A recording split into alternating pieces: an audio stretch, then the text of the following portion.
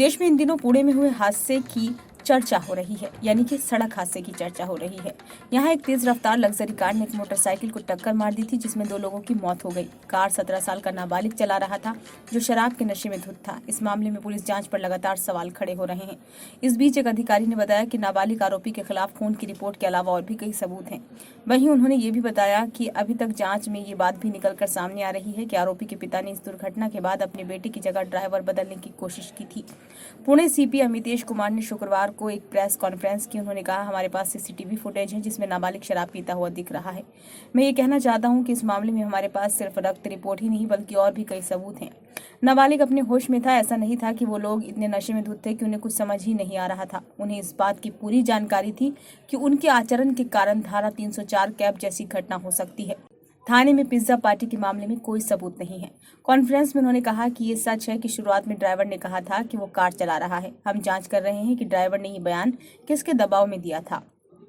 उस दौरान ड्राइवर बदलने का प्रयास भी किया गया। हम इसकी भी जांच कर रहे हैं। पुलिस कमिश्नर ने पीसे में उन खबरों का भी खंडन किया जिसके तहत कहा जा रहा है कि कार को ड्राइवर चला रहा था। उन्होंने आगे कहा कि आरोपियों को तरजीह देने के आरोपों पर अब तक जांच में कुछ भी नहीं मिला। अगर हमें कोई सूचना मिलती है कि चश्मदीद गवाह को किसी परेशानी का सामना करना पड़ रहा है तो उन पुलिसकर्मियों के खिलाफ भी कार्रवाई की जाएगी। हमें अभी तक खून की रिपोर्ट नहीं मिली है।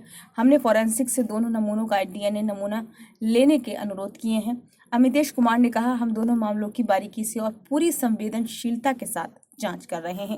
हम एक निर्विवाद मामला बना रहे हैं। नाबालिग को किसी भी तरह की तरजीह देने के आरोपों पर एसीपी रैंक के एक अधिकारी के खिलाफ जांच चल रही है।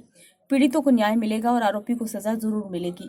हमने मामले में विशेष वकील नियुक्त करने की प्रक्रिया शुरू कर दी है ताकि अदालत में मामले में हमारा पक्ष मजबूती से रखा जाए। पुलिस इस मामले को संभालने के लिए सख्त कदम उठा रही है। उन्होंने कहा, घटना के बाद प्रथम दृष्टया 304A मामला दर्ज किया गया था। बाद में धारा 304 जोड़ी गई। उसी दिन हमने उसे किशोर न्याय बोर्ड के सामने पेश किया और उनसे इसे जघन्य अपराध मानने और आरोपी के साथ वयस्क जैसा व्यवहार करने का आग्रह किया।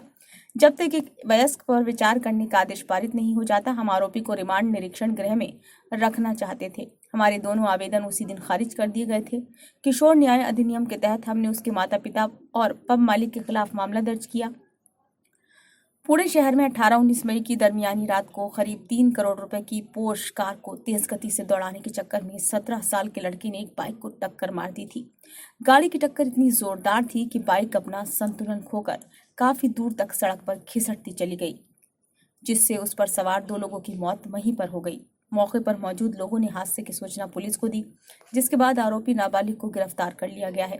इस घटना के 14 घंटे बाद आरोपी नाबालिग को कोर्ट से कुछ शर्तों के साथ जमानत मिल गई थी। कोर्ट ने उसे 15 दिनों तक ट्रैफिक पुलिस के साथ काम करने और सड़क दुर्घटनाओं के प्रभाव समाधान पर 300 शब्दों का निबंध लिखने का निर्देश भी दिया था। बाद में विवाद बढ़ा तो कोर्ट ने उसकी जमानत रद्द कर दी। हालांकि पुलिस जांच में सामने आया कि आरोपी शराब के नशे में धुत था और बेहद तेज गति से कार को चला रहा था।